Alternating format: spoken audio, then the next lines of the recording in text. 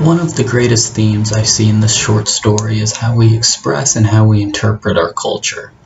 Maggie and Mama's culture, for example, which is one of the distinct cultures described in this short story, is a small culture that's very self-sustaining.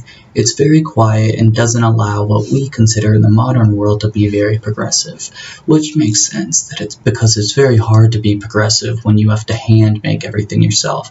It's hard to be progressive in the modern world when you can't rely on other people, which is the culture that Maggie and Mama have, simply because they don't have a lot of other people that they can rely on.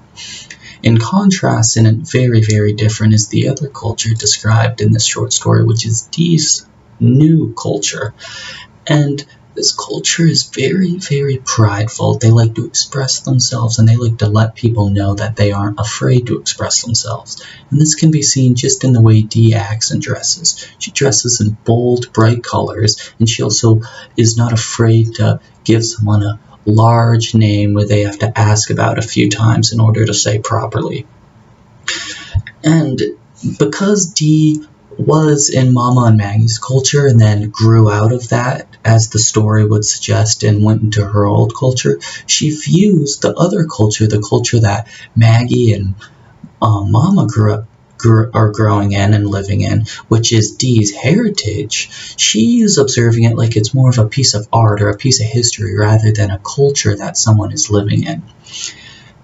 Dee views it as not right. She says multiple times throughout the story that she can't understand why anyone would want to live that way, and she especially makes it known at the end of the story when she storms out of the house. She's very condescending to it. She can't even process why anyone would want to live this way versus how some people have to live this way.